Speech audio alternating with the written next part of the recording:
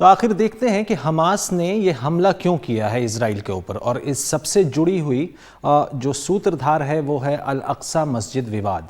अल अक्सा मस्जिद विवाद क्या है कि मुसलमानों और यहूदियों का ये एक पवित्र स्थान है। अल अक्सा इस पूरे कंपाउंड को कहा जाता है जहाँ पर क़िबली मस्जिद और अल अक्सा मस्जिद है, यानी पूरा कंपाउंड अल अक्सा कहलाता है, उसके अंदर एक मस्जिद है और ये पूर्वी यरूशलेम यानी ईस्ट यरूशलेम में स्थित है। साल 1967 से ये शहर जो है और ये मस्जिद जो है वो इजराइल के कब्ज़े में रही है। मुसलमानों के लिए ये पवित्र भी है। मक्का और मदीना के बाद ये तीसरा पवित्र स्थल है और इसको हरमल शरीफ भी कहा जाता है। यहूदी इसे टेम्पल माउंट कहते हैं क्योंकि उनका मानना है कि वहाँ पर 2 प्राचीन मंदिरों का स्थल रहा है। इसका प्रबंधन पड़ोस के मुल्क यानी इजराइल के पड़ोसी मुल्क जॉर्डन के एक ट्रस्ट के थ्रू इसको नियंत्रित किया जाता है, इसको मैनेज किया जाता है। यहाँ पर यहूदी ईसाई आ तो सकते हैं लेकिन उन्हें प्रार्थना की इजाज़त नहीं है।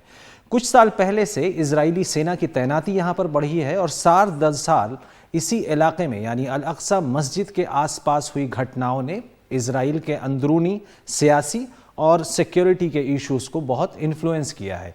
साल 2000 में एरियल शरोन जो वहाँ के प्रधानमंत्री थे, उन्होंने अल अक्सा मस्जिद कंपाउंड की यात्रा की, जिससे दूसरा विद्रोह शुरू हुआ जिसे वहाँ पर इंतिफादा भी कहा जाता है।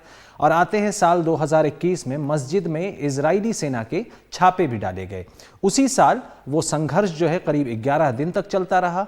पिछले साल यानी 2022 में अल अक्सा में इजरायली सेना के कई छापे दोबारा पड़े और ये सारे छापे जो हैं वो रमज़ान के महीने में होते थे और विवाद ये होता था कि इजरायली सेना या इजरायली सरकार वहाँ पर नमाज पढ़ने आए लोगों को रात में रुकने नहीं देती है। और रमज़ान के महीने में हम जानते हैं कि कैसे मुसलमान वहाँ पर रुकने का प्रयास करते थे, फिर झड़प होती थी। लेकिन इस साल मई के महीने में इजराइल के दक्षिणपंथी एक नेता जो है अल अक्सा कंपाउंड में दोबारा गए और अब हमास इस अटैक को, इस हमले को उसी का बदला बता रहा है। हमास ने एक बयान जारी करके बताया कि अल अक्सा मस्जिद को अपवित्र किया गया और इसी का बदला लेने के लिए हम ये ताज़ा हमले कर रहे हैं।